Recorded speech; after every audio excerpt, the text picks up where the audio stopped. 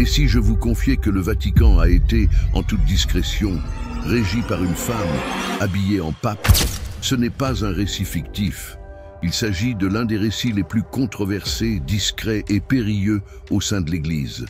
Durant le Moyen-Âge, une jeune femme a osé remettre en question toutes les conventions, a dissimulé son identité, a progressé dans l'obscurité et, selon la tradition, a atteint le sommet, le trône papal.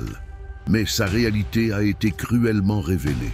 En plein cortège, lorsqu'elle a donné naissance dans la rue, qui était réellement Jeanne? Une imposture, un emblème féministe en avance sur son époque, ou une menace si redoutable que le Vatican a essayé de la supprimer définitivement. Et si une femme avait triché avec le Vatican et était devenue pape? Cette interrogation, aussi hardie que subversive, nous incite à explorer l'un des secrets les plus envoûtants de l'histoire médiévale, la saga de la papesse Jeanne. Visualisez un instant, au cœur du IXe siècle, à une époque où les femmes n'avaient aucun droit de parole ni de vote dans les affaires de l'Église, une femme perspicace et résolue aurait accompli l'impossible, accéder au trône de Saint-Pierre en adoptant une identité masculine. Le récit de Jeanne a perduré au fil des siècles, tel un chuchotement constant, une narration que le Vatican a cherché à supprimer et à faire disparaître de ses archives officielles. Toute légende digne de ce nom ne cesse de persister. Les chroniqueurs du Moyen-Âge la décrivaient avec un mélange d'admiration et de scandale.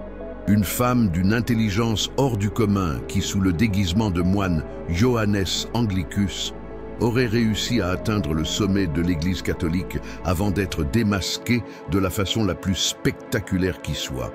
Pourquoi cette histoire continue-t-elle de captiver notre imagination? Peut-être en raison de sa volonté de briser les barrières que l'histoire a érigées pour les femmes. À travers les âges, Jeanne a été redéfinie en tant qu'avertissement moral pour l'Église du Moyen-Âge, comme un outil de persuasion pour les réformateurs protestants, et, à l'ère contemporaine, comme un emblème de lutte féministe contre les structures patriarcales ancestrales. La légende évoque une femme hors du commun dont le savoir et les compétences surpassaient ceux de nombreux hommes de son époque, mais qui était contrainte d'utiliser ses talents sous une identité fictive. Son histoire pose des questions gênantes sur le pouvoir, le genre et la vérité historique qui résonnent encore aujourd'hui avec force. Que révèle-t-elle sur une institution qui, des siècles plus tard, persiste à s'opposer à l'implication féminine dans ses plus hautes instances? Même si la majorité des historiens contemporains la perçoivent comme une légende, la papesse Jeanne réside dans cet univers captivant qui oscille entre le réel et l'imaginaire, où les vérités symboliques peuvent parfois surpasser les faits avérés. Dans un univers où nous combattons toujours pour l'égalité entre les sexes, son récit constitue un rappel puissant des obstacles que les femmes ont dû surmonter et de la remarquable détermination de certaines à les contrarier. Pour saisir pleinement l'ampleur présumée de ce qu'a accompli Jeanne, il nous faut explorer l'Europe du IXe siècle, une époque où la destinée d'une femme était déterminée dès sa naissance. Visualiser un monde où le savoir était soigneusement conservé par les hommes, où les universités et monastères refusaient l'entrée à toute femme osant s'y approcher, et où les écrits sacrés et philosophiques étaient transmis de main en main masculines, d'une génération à l'autre. Dans ce contexte, une femme avide de savoir se retrouvait face à un choix cornélien, accepter l'ignorance imposée ou prendre tous les risques. Les récits indiquent que Jeanne opte pour la voie la plus périlleuse, abandonner son identité. En se déguisant en homme, coupant ses cheveux et prenant le nom de Johannes Anglicus, elle aurait initié une tromperie périlleuse qui s'étendrait sur plusieurs décennies. Chaque jour est vécu dans le mensonge, chaque échange une chance d'être démasqué, chaque interaction humaine teintée de peur que quelqu'un ne perçoive au-delà de la façade. Une telle violation n'était pas totalement étrangère au Moyen-Âge. Les chroniques évoquent Jeanne, mais on trouve également des histoires de femmes qui, désespérées de fuir les limites de leur sexe, embrassèrent des identités d'hommes.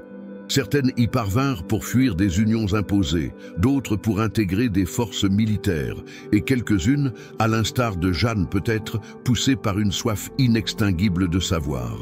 Dans chaque situation, la décision impliquait un coup terrible, le refus total de leur propre identité.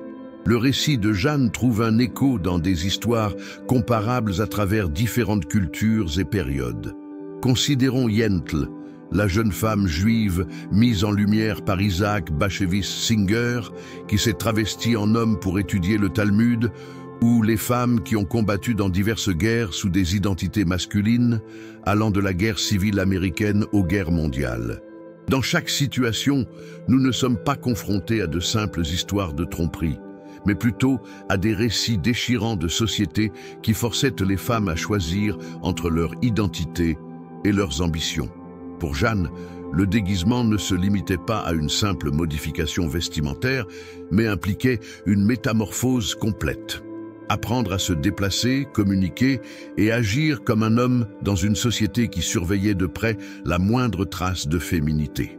Elle devait dissimuler sa voix, son apparence, ses cycles menstruels et vivre dans des résidences communautaires monastiques sans jamais dévoiler son secret.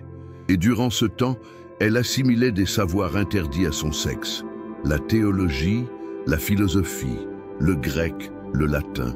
Des connaissances qui, si l'on en croit la légende, l'emmèneraient jusqu'au trône papal lui-même. Selon les chroniqueurs du Moyen-Âge, Jeanne aurait vu le jour en 822 dans le modeste bourg d'Ingelheim am Rhein, qui se trouve dans ce que nous appelons actuellement l'Allemagne. Fille d'un moine anglais nommé Gerberto, qui aurait abandonné ses vœux par amour, et d'une mère saxonne, Jeanne grandit dans un foyer inhabituel où, contrairement aux coutumes de l'époque, son père lui enseigna à lire et écrire. Visualisez cette petite fille, blottie près de son père autour du feu, absorbant des écrits que n'importe quelle autre femme dans son village ne pourrait déchiffrer, percevant l'émergence d'un univers sans limite d'idées et d'opportunités. Selon la légende, alors qu'elle n'était qu'une adolescente, Jeanne tomba follement amoureuse d'un jeune moine qui visita son bourg. Elle ne ressentait pas uniquement un amour romantique, mais également une grande admiration pour sa connaissance et son ouverture au monde de la connaissance. Quand son bien-aimé partit vers divers centres d'études, d'abord à Fulda puis à Athènes, elle prit la décision qui changerait sa vie. Elle coupa ses cheveux, s'habilla d'habits masculins et le suivit, adoptant l'identité de Johannes Anglicus.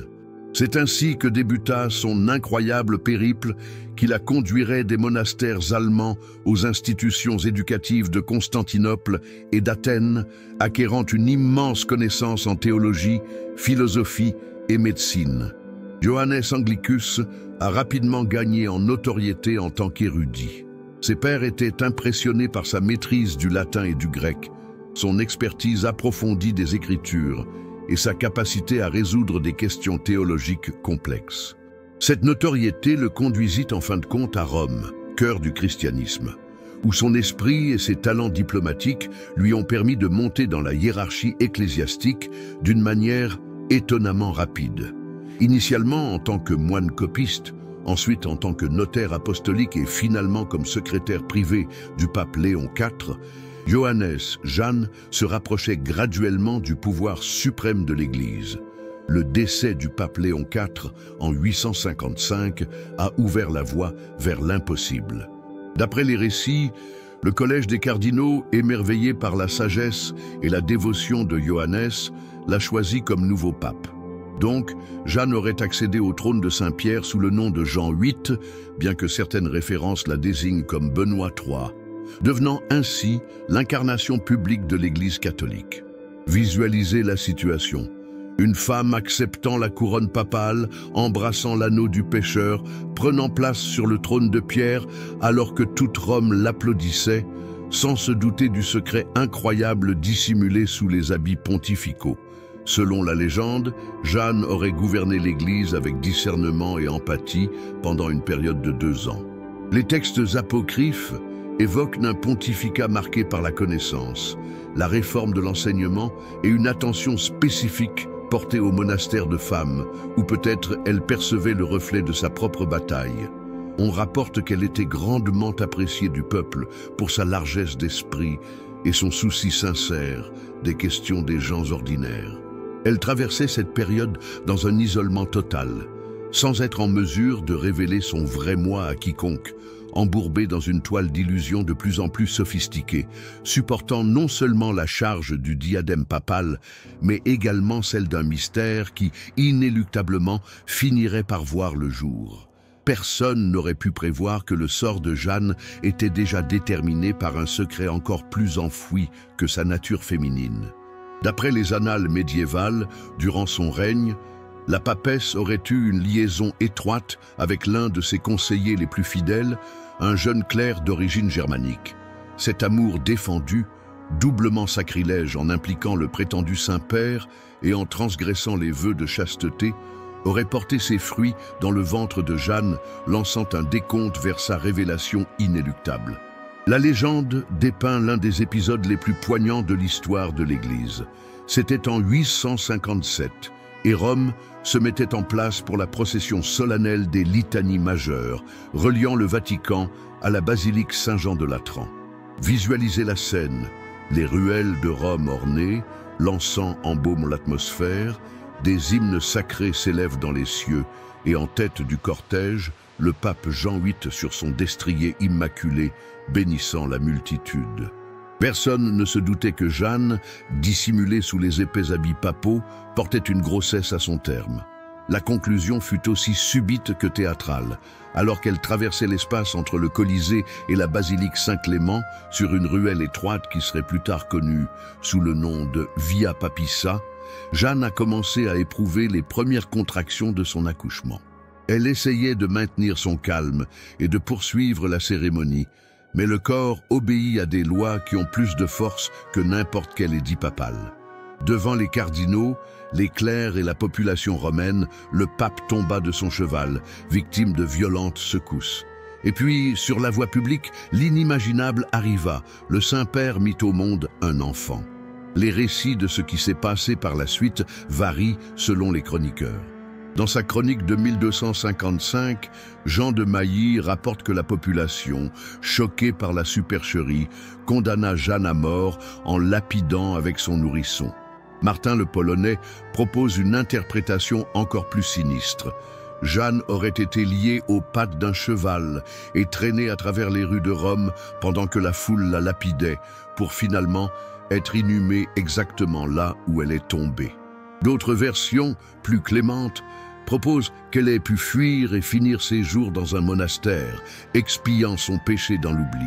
Toute version s'accorde à dire que cet événement aurait eu une incidence sur l'Église. D'après la tradition, afin d'éviter la répétition d'un pareil embarras, le Vatican instaura un rituel spécifique.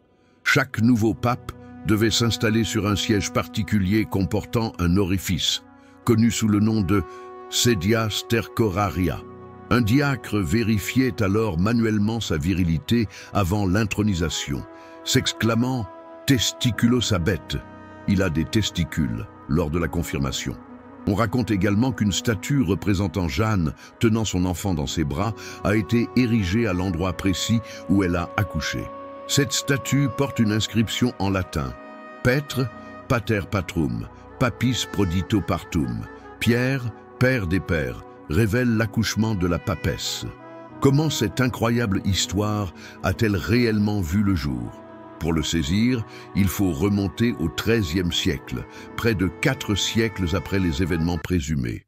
C'est dans la chronique de Jean de Mailly, un dominicain, qu'on trouve la première référence écrite à la papesse Jeanne, rédigée aux alentours de 1255. L'histoire est courte mais marquante. Elle raconte l'histoire d'un pape qui, n'étant pas celui qu'il prétendait être, donna naissance en public. Un autre dominicain, Martin le Polonais, a également retravaillé et approfondi cette histoire.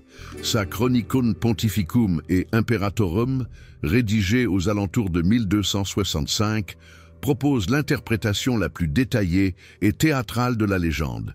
Il est significatif que, durant les 4 siècles séparant le présumé pontificat de Jeanne des premières inscriptions écrites, Aucun chroniqueur de l'époque n'ait noté un événement aussi exceptionnel. Ni Anastase le bibliothécaire, biographe papal du IXe siècle, ni Liutprand de Crémone, évêque et historien du Xe siècle réputé pour ses critiques acerbes du pontificat, n'évoquent l'existence d'une papesse. L'absence totale de documentation représente l'un des arguments les plus solides contre la véracité historique de la papesse. Au fil du Moyen-Âge, l'histoire de Jeanne s'enrichissait de nouvelles informations et versions. Selon les versions, son nom variait. Certains la nommaient Agnès, d'autres Gilberte, et certains l'appelaient tout simplement Jeanne. La période de son pontificat variait également, la situant au IXe, Xe, voire même au XIe siècle. Cet écart de temps est un autre signe qui témoigne de son caractère légendaire.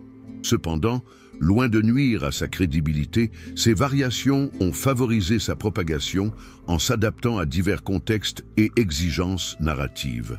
Quelles étaient les raisons qui ont poussé à l'élaboration et à la diffusion de cette légende? Le contexte historique nous fournit plusieurs indications. Le XIIIe siècle a été caractérisé par une forte contestation de l'Église, avec des mouvements de réforme tels que les cathares et les vaudois, qui remettaient en cause le pouvoir et la légitimité du pape. Le récit d'une femme qui a dupé toute la hiérarchie ecclésiastique servait de métaphore puissante à la corruption et à l'hypocrisie dénoncées par ces mouvements. Il n'est pas surprenant que ce récit ait principalement été consigné par les dominicains, un ordre dont la mission principale était de lutter contre les hérésies. Une autre théorie suggère que la légende pourrait avoir ses racines dans la figure du pape Jean VIII, 872-882, qui fut surnommé papesse par ses ennemis en raison de sa supposée faiblesse face à Byzance. Au fil du temps, cette insulte misogynie, courante en politique médiévale où la féminité était associée à la faiblesse, a pu évoluer pour donner naissance à l'histoire véritable d'une femme devenue pape. Il a également été rapporté que l'influence potentielle de figures féminines puissantes du Xe siècle, telles que Marosie et Théodora, des aristocrates romaines ayant eu une influence considérable sur le pontificat durant la période nommée pornocratie, lorsque les papes étaient pratiquement manipulés par les familles nobles. Au fur et à mesure de notre enquête, on se heurte à la question cruciale. La papesse Jeanne a-t-elle véritablement existé? Pour y répondre, nous devons analyser les preuves historiques disponibles, en commençant par la chronologie papale officielle. D'après les archives ecclésiastiques, suite au décès du pape Léon IV en juillet 855, Benoît III fut désigné et sacré en septembre de la même année, après une courte période sans pape. Il n'existe pas de période précise pour la supposée papauté de 2 ans de Jeanne entre ces deux pontificats. Des documents contemporains tels que des lettres, des décrets et de la monnaie frappée durant cette époque attestent de cette continuité directe. Les monnaies portant l'image de Benoît III, datées de 855, et une lettre du souverain byzantin Michel III, adressée à Léon IV et Benoît III, qui illustre la continuité directe entre les deux, sont particulièrement révélatrices. Ces témoignages matériels, difficilement manipulables à grande échelle, constituent une sérieuse objection à l'existence historique de la papesse. Onofrio Panvigno, bibliothécaire du Vatican, fut le premier érudit à remettre en question la légende de manière systématique. Il a publié une annotation en 1562 dans laquelle il faisait état des incohérences chronologiques du récit. Postérieurement, le protestant David Blondel, malgré son appartenance à une tradition théologique critique envers le pontificat, publia au XVIIe siècle une étude exhaustive qui démontait l'historicité de Jeanne. Ce geste de transparence intellectuelle d'un opposant doctrinal de Rome a conféré une crédibilité spécifique à la réfutation. Les fouilles archéologiques n'ont également pas réussi à dénicher des preuves de la célèbre statue censée célébrer l'accouchement de la papesse, ni de l'inscription Petre Pater Patrum. Quant à la Sedia Stercoraria, elle a été reconnue comme une chaise de cérémonie employée lors des intronisations papales, dont le style spécifique répondait à des symboles associés à l'humilité du pape et non à des contrôles anatomiques. Le récit du bibliothécaire Anastase, qui a été un témoin de l'intronisation de Benoît XIII, témoigne sans équivoque de la continuité dans la succession des papes. Si les faits historiques démentent catégoriquement la légende, comment peut-on expliquer son apparition? En plus des théories déjà citées concernant le surnom misogyne du pape Jean VIII ou l'influence des femmes puissantes au Xe siècle, quelques historiens ont proposé d'autres interprétations possibles. Alain Bourreau, spécialiste du Moyen-Âge, suggère que la légende pourrait trouver son origine dans les défilés carnavalesques romains où le pontificat était tourné en dérision, avec des représentations d'une papesse féminine. Certains avancent des méprises avec des statues païennes, mal interprétées par la population médiévale, ou des liens avec des rituels dédiés à des déesses antérieures au christianisme. Il est indéniable que, à l'instar de nombreuses légendes, le récit de Jeanne a sans doute émergé d'un amalgame de quiproquos, de commérages et de réinterprétations symboliques qui se sont consolidées en une narration cohérente et puissante. Bien que son historicité soit sujette à caution, la légende de la papesse Jeanne a marqué de manière indélébile la culture occidentale. À l'instar d'un miroir qui renvoie les craintes et les espoirs de chaque période, son récit a constamment été redéfini, répondant à diverses finalités idéologiques et symboliques. L'utilisation la plus marquante pourrait être pendant la réforme protestante du XVIe siècle, lorsque des personnalités telles que Martin Luther et Jean Hus ont trouvé en Jeanne un outil rhétorique idéal contre Rome. Pour eux, l'histoire démontrait la corruption et la tromperie de l'institution papale. Si la prétendue succession apostolique avait été interrompue par une fausse imposture féminine, que restait-il alors de la revendication d'autorité divine du Vatican? Quant à l'Église catholique, après avoir d'abord tenté de faire abstraction ou de démentir entièrement la légende, elle a commencé à s'en servir comme une mise en garde morale. Dans les discours religieux et les écrits instructifs, Jeanne était présentée comme un modèle des risques liés à l'ambition excessive et à la violation des rôles définis par Dieu. Sa fin tragique apparaissait comme la punition divine inéluctable pour ceux qui osaient contester l'ordre naturel. Cette interprétation traduisait les craintes profondes du Moyen Âge vis-à-vis de la sexualité féminine et de l'intellect des femmes, perçues comme des forces susceptibles de déstabiliser les structures sociales et religieuses. De nombreuses créations artistiques à travers les âges ont trouvé leur inspiration dans l'histoire de Jeanne. Dans son De mulieribus claris sur les femmes illustres, Giovanni Boccaccio l'a intégrée dès 1362, la présentant comme une illustration remarquable de l'intelligence féminine, tout en dénonçant sa supercherie. On peut rencontrer dans les écrits des œuvres telles que La papesse Jeanne de l'écrivain grec Emmanuel Royidis, 1866, qui a suscité un scandale considérable grâce à sa satire et son anticléricalisme, ainsi que Pop Joan de Donna Woolfolk Cross, 1996, qui présente le personnage sous un jour humain en tant que femme remarquable confrontée à des circonstances inextricables. Le 7e art a également adapté la légende, notamment avec Die Päpstin 2009, réalisé par Sönke Wortmann, qui propose une interprétation romantique et féministe du mythe. Dans le contexte actuel, Jeanne est souvent dépeinte comme un symbole féministe, incarnant la bataille des femmes pour pénétrer les sphères du savoir et de l'autorité historiquement dominée par les hommes. Son récit résonne puissamment dans les discussions actuelles concernant l'ordination des femmes au sein de l'Église catholique et d'autres confessions chrétiennes. Pour nombre d'activistes religieuses, Jeanne représente les aptitudes intellectuelles et spirituelles féminines qui ont été constamment étouffées au fil de l'histoire de l'Église. Son mythe soulève des interrogations délicates. Si, selon la légende, une femme a pu diriger l'Église avec discernement, pourquoi persiste-t-il à y avoir exclusion des femmes du sacerdoce? La continuité de la légende de Jeanne témoigne également du pouvoir des récits pour perdurer malgré les contestations historiques. Même à ce jour, malgré l'abondance de preuves s'opposant à son existence, la papesse persiste dans notre imaginaire collectif, se manifestant dans des œuvres littéraires, cinématographiques et télévisuelles, ainsi que lors de discussions et débats. Cela démontre comment certaines narrations, indépendamment de leur authenticité, obtiennent une signification symbolique si forte qu'elles surpassent les classifications de vrai ou faux.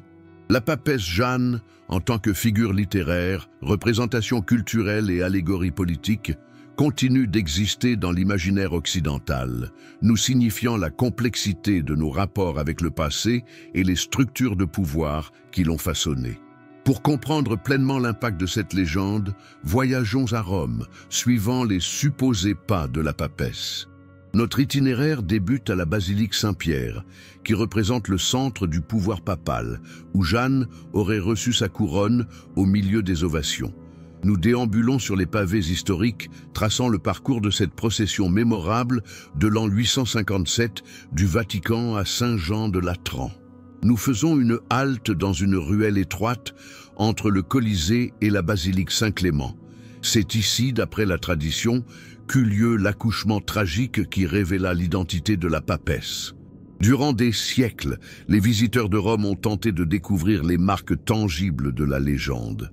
On prétendait qu'il y avait dans cette rue une statue représentant une silhouette en habits papaux tenant un enfant, supposément érigé pour commémorer et aussi pour mettre en garde concernant le scandale. Même si la statue a disparu depuis de nombreux siècles et qu'on ne sait pas si elle a réellement existé, les guides touristiques du Moyen-Âge la mentionnaient dans leurs itinéraires.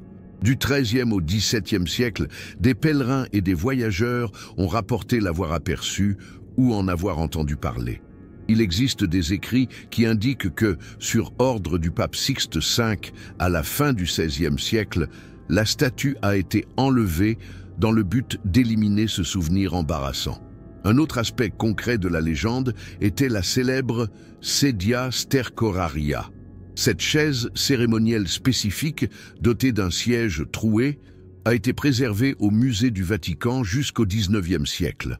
Les chercheurs contemporains ont conclu que l'objectif réel était associé aux cérémonies d'humilité. Le nouveau pape s'y installait pendant qu'on prononçait les paroles « suscitant satera in opem » et de « stercor erigens pauperem ».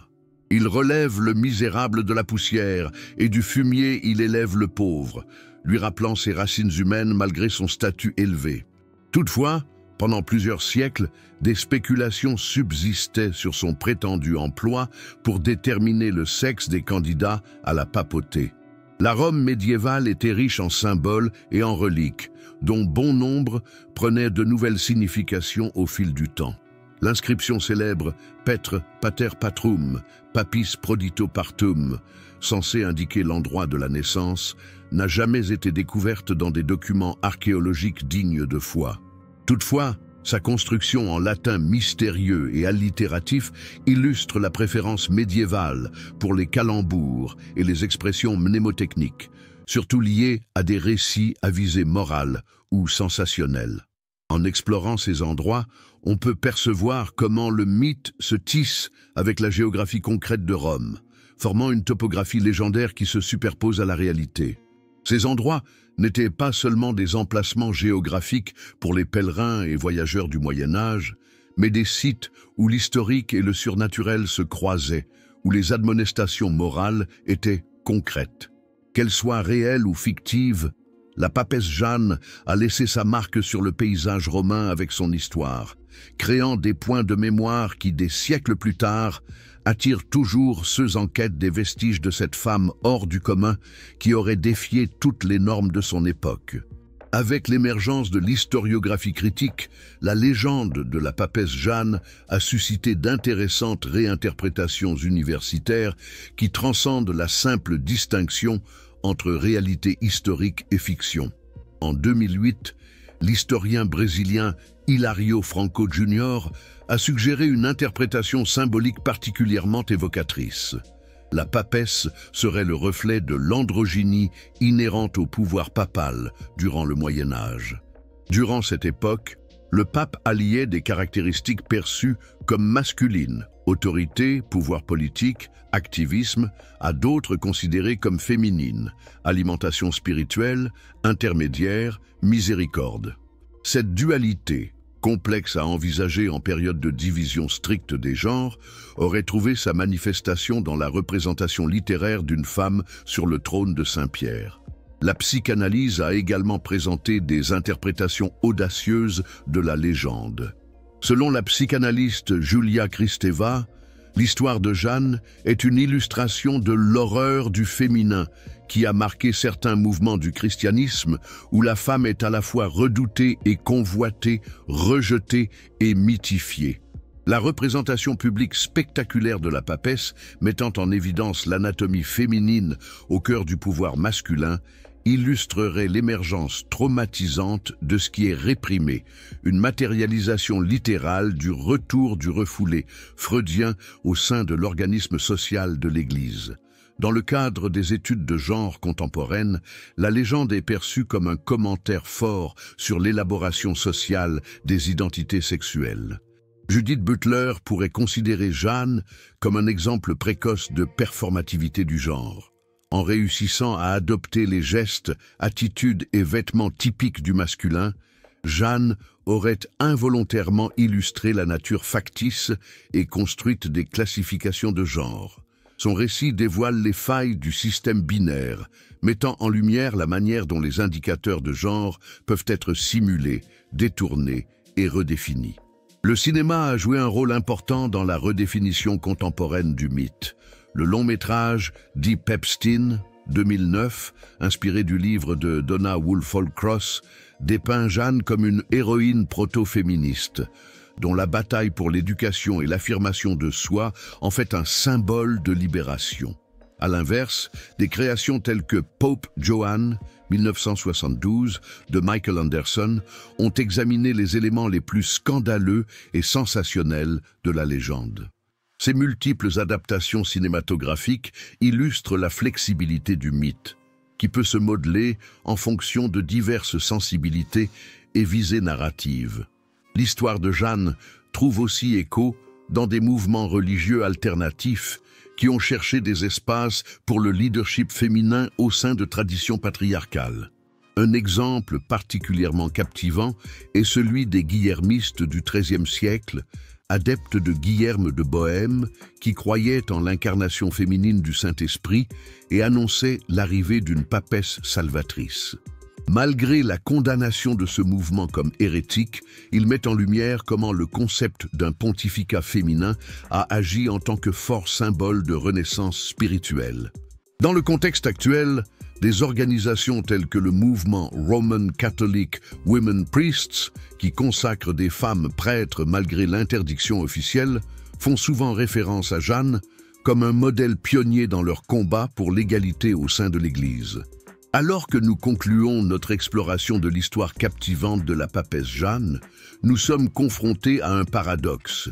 Bien que les preuves historiques suggèrent presque sans équivoque qu'elle n'a jamais existé en tant que figure réelle, son empreinte culturelle, symbolique et politique a assurément été tangible et significative. Cet antagonisme entre la réalité historique et la réalité symbolique nous pousse à examiner la essence même de l'histoire, ainsi que la façon dont les sociétés élaborent et exploitent des récits historiques. La légende de Jeanne évoque avant tout les conflits de genre qui ont marqué l'histoire occidentale. L'aspect clé du scandale n'est pas uniquement qu'une femme ait atteint la plus haute position de l'Église par tromperie, mais qu'elle a su exercer ce pouvoir avec habileté et discernement, jusqu'à ce que sa condition biologique lui fasse défaut.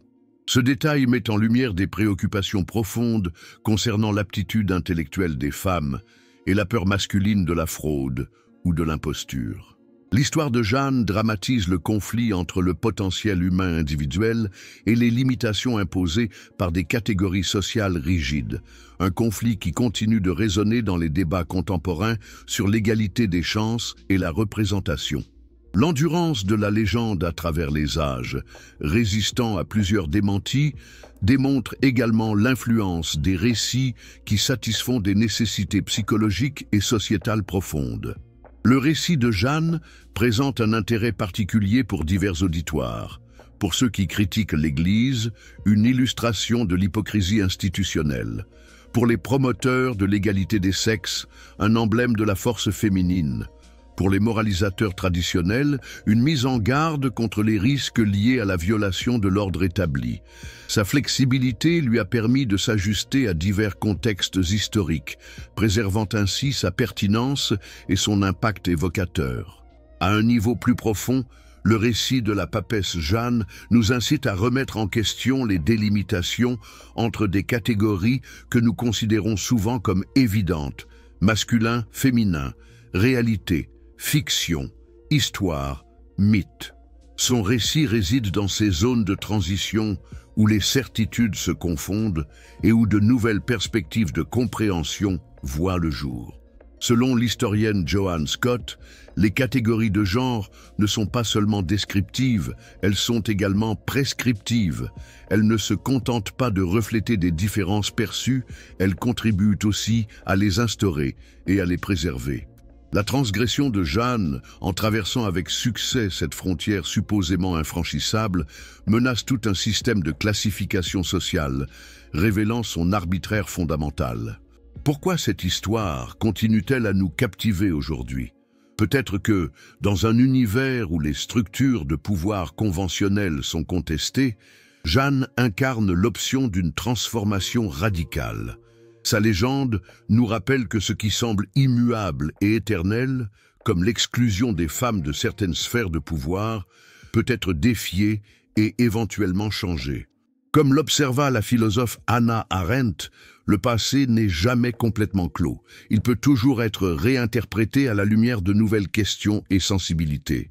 Au bout du compte, le récit de la papesse Jeanne nous pousse à considérer notre propre rôle dans l'élaboration et la diffusion des récits culturels. En regardant ce documentaire, nous contribuons à la pérennité de cette envoûtante légende en y ajoutant nos propres visions et compréhensions d'une histoire qui a traversé les âges.